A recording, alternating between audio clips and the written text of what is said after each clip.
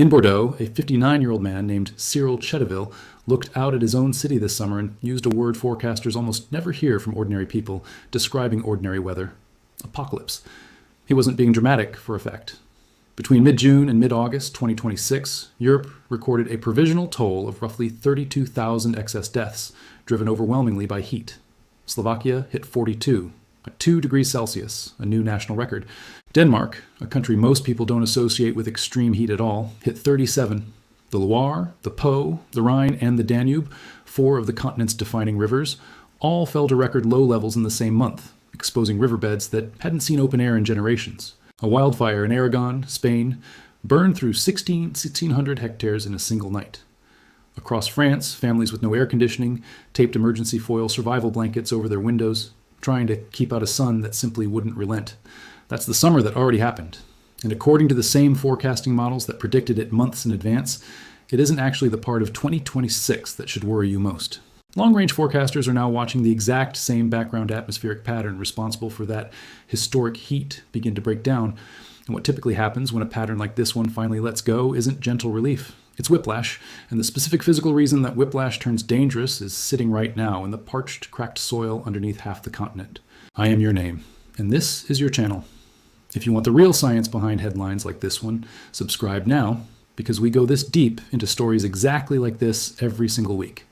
Let's start with the mechanism that made this summer possible in the first place, because it's the exact same mechanism forecasters say is now poised to flip into something considerably more violent.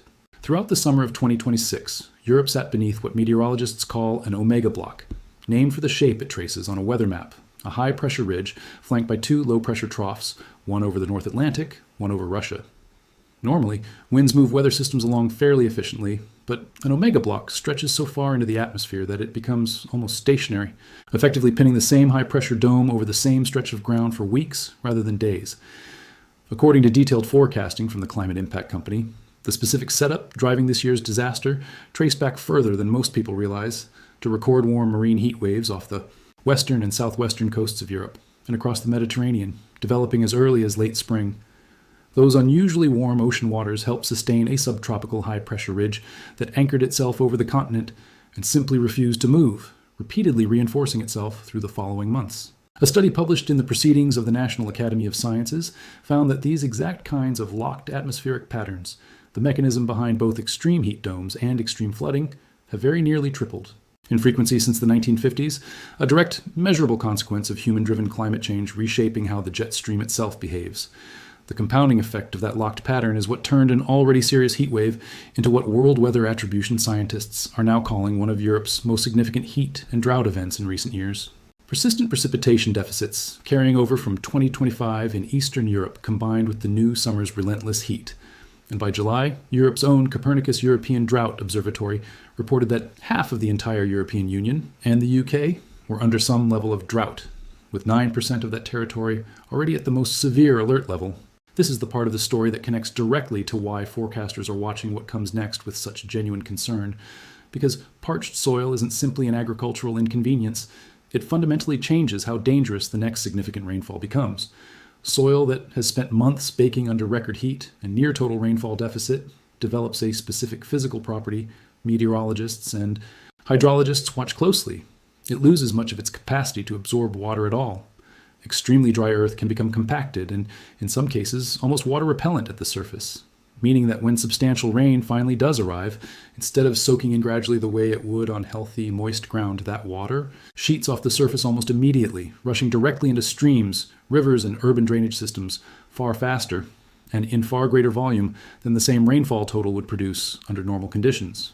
This is precisely the mechanism behind the specific warning now emerging from multiple independent long-range forecasting sources. As one detailed outlook published in July put it directly, Europe's most dangerous weather story of 2026 may not actually be the heat wave that already happened. The same background pattern responsible for the drought, the wildfires, and the repeated bursts of extreme heat is now forecast to give way to a very different threat entirely. Violent thunderstorms, flash floods, and a potentially stormier start to autumn arriving directly on top of ground that has spent an entire summer forgetting how to absorb water at all. It's worth being precise here, because responsible long-range forecasting doesn't claim to predict individual storms months in advance, and the specific language forecasters have used around this transition reflects that honest limitation directly. According to the same detailed outlook, seasonal models cannot predict individual heat waves, floods, or windstorms this far ahead of time. What they can identify is the background environment that makes those specific events more or less likely to occur, and for the transition period spanning the end of summer into early autumn, that background environment has shifted meaningfully. Forecasters assigned a 30 to 45% probability of at least one significant multi-country severe weather outbreak before the end of August, alongside a smaller, but genuinely real 10 to 20% probability of what they specifically termed a truly exceptional widespread outbreak.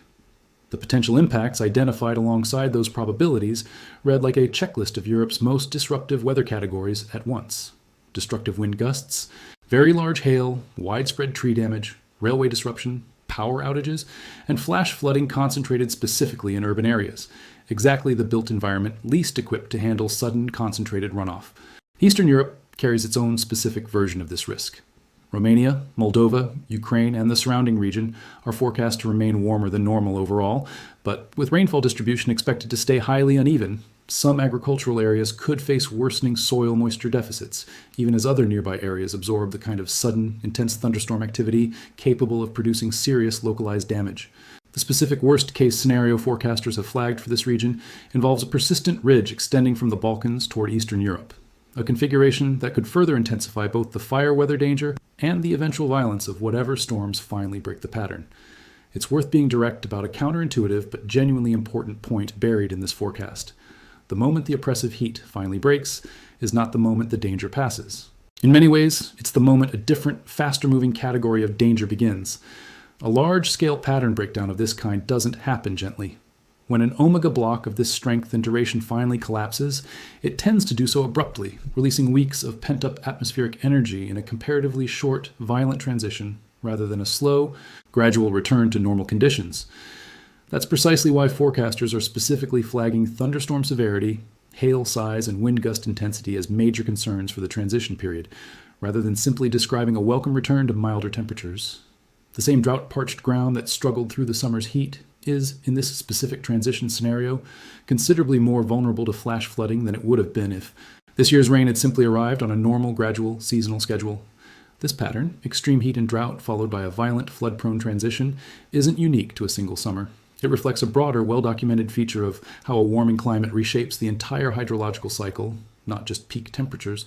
Warmer air holds significantly more moisture, meaning that when a drought-breaking rain event finally does occur, it often arrives more concentrated and more intense than the equivalent rainfall would have been decades ago. Precisely the kind of compounding effect that turns the drought is finally ending from unambiguously good news into a genuinely complicated higher-risk transition.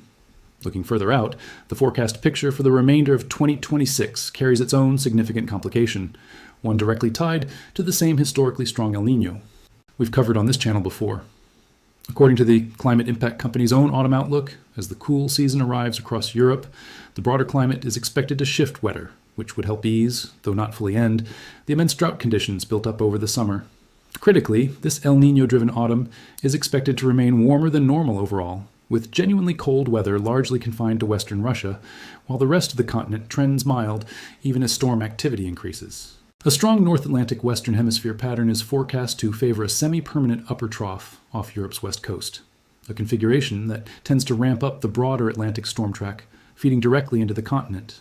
This is precisely why forecasters describe the coming months as carrying a growing risk of floods and Atlantic storms layered directly on top of the drought, and wildfire concerns still lingering from summer, rather than a clean, simple transition from one single hazard to another.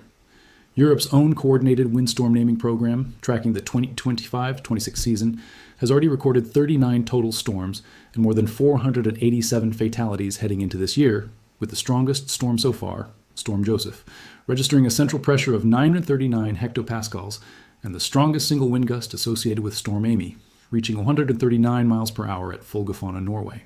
An autumn forecast calling for an increasingly active storm track arrives directly on top of a season that was already producing storms of this magnitude before the drought-to-flood transition described throughout this video had even fully begun. In the spirit of the grounded, calibrated approach we try to bring to every story on this channel, it's worth being precise about what this outlook does and does not claim. This isn't a prediction that every single region of Europe is about to experience catastrophic flooding simultaneously. and the forecasters behind this outlook have been explicit that seasonal models identify probability and background risk, not the specific timing, location, or intensity of any individual storm. The 30 to 45% probability assigned to a significant multi-country severe weather outbreak before the end of August, and the smaller 10 to 20% probability of something truly exceptional are genuine calibrated risk assessments, not certainties, and a meaningful portion of possible outcomes still involve a more typical, less dramatic transition out of summer's heat. What can be stated with considerably more confidence is the underlying mechanism itself. Months of severe drought have left soil across large parts of the continent in a physical condition that makes any subsequent heavy rainfall considerably more dangerous than it would otherwise be, a well-understood hydrological reality independent of exactly how or when the current heat pattern finally breaks. Combined with a documented, nearly threefold increase in the frequency of locked atmospheric patterns since the 1950s, and a strengthening El Niño already forecast to intensify the coming autumn's Atlantic storm track, the overall trajectory. Forecasters are describing Carey's genuine, well-supported weight, even as the specific week-by-week details remain, as with any seasonal outlook, subject to real uncertainty.